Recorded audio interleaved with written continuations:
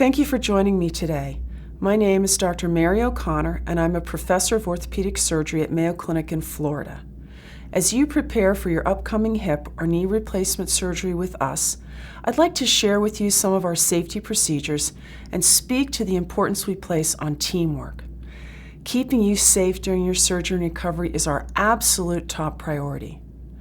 One simple but extremely important safety measure is that we make sure we are doing the correct procedure on the correct patient.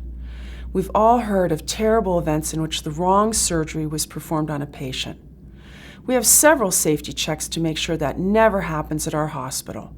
One such safety check is the timeout procedure, and we perform a timeout before every operation on every patient at Mayo Clinic. In this process, the entire operating room team verifies that we have the correct patient, we're going to perform the correct procedure, we have the implants and equipment we need, and that you have received your antibiotics to decrease the risk of infection. We will also verify a few other items. Because you will be asleep or sedated when your operating room team performs your timeout, please let me share a procedure with you. All right, thank you for joining us here in the operating room. We're going to show you how we do a timeout.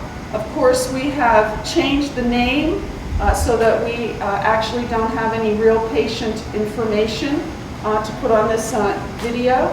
As a tribute to the father of our founders, we will call the patient William Worrell Mayo. Timeout.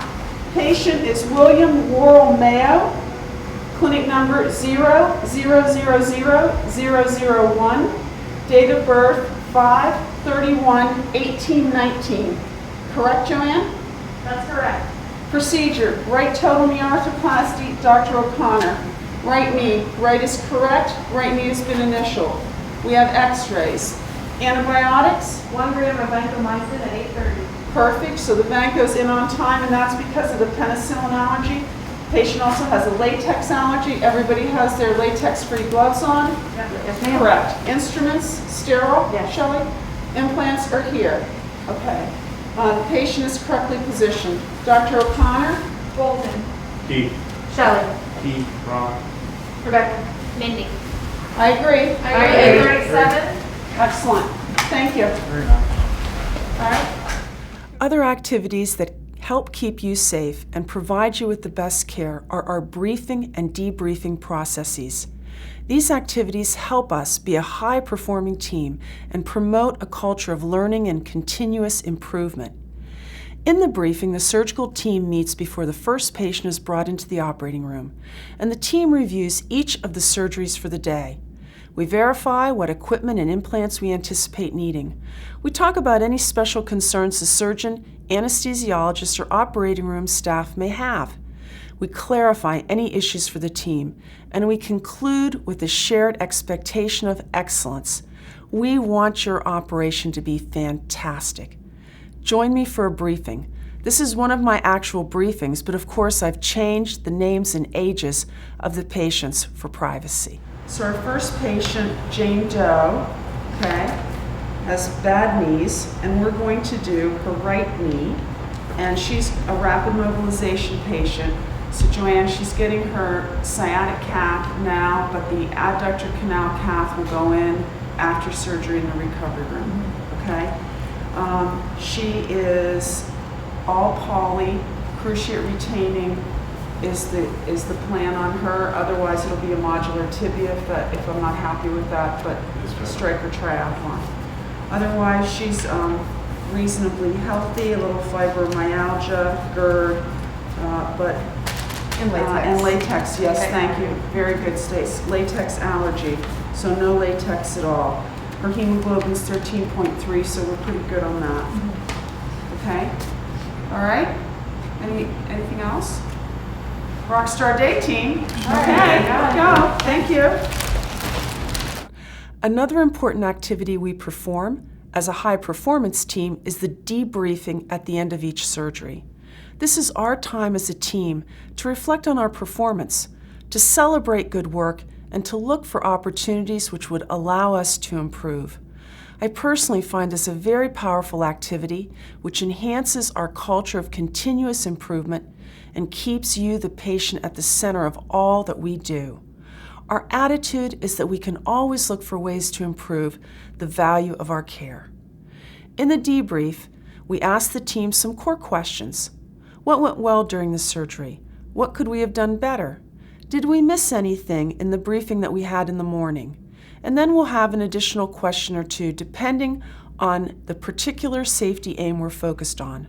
For example, one of our current aims is for our surgical patients to be warm during the procedure. And being warm is not just about keeping you comfortable, it's also for your safety. That's because surgical patients whose body temperature is maintained near normal have less risk of infection. So you will hear a question at the end of the debriefing asking about the temperature of the patient. Let's watch a debrief. Okay, so, Shelley, what'd you like? What went well? I thought the case went smoothly. We didn't have a pair of scissors in our tray, but we got another pair from the floor, so we solved that problem. Okay, Paul, what'd you like? I thought we did good cross monitoring, just making sure we weren't going to take out the PCL, as a reminder. Good. Okay, Keith? I think the case went very well as anticipated. Ron? I liked everything. We were safe, and we were able to do the APT. Good, very nice. Joanne, what'd you like from an anesthesia standpoint? The patient did really well. Okay. All right. Anything we could have done? Oh, Rebecca, what did you like? Getting everything ready, positioning, everything went well. Okay, anything we could have done better? I have one suggestion. We opened 2 batches of cement automatically. I think we could have gotten by with 1, so next time let's just open 1, keep the second one in the room. We'll open it if we anticipate we're going to need it. Keith, anything you think we could have done different or better? No, I think everything went well. Okay, Joanne, I agree, everything went pretty well. Paul, Ron.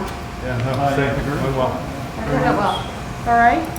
We already covered the missing scissors, which we fixed, so missing instruments and equipment. No other missing instruments or equipment, correct? No. Perfect. Okay, temperature. So, John, what's her temperature? The patient's temperature is 36.2. Excellent.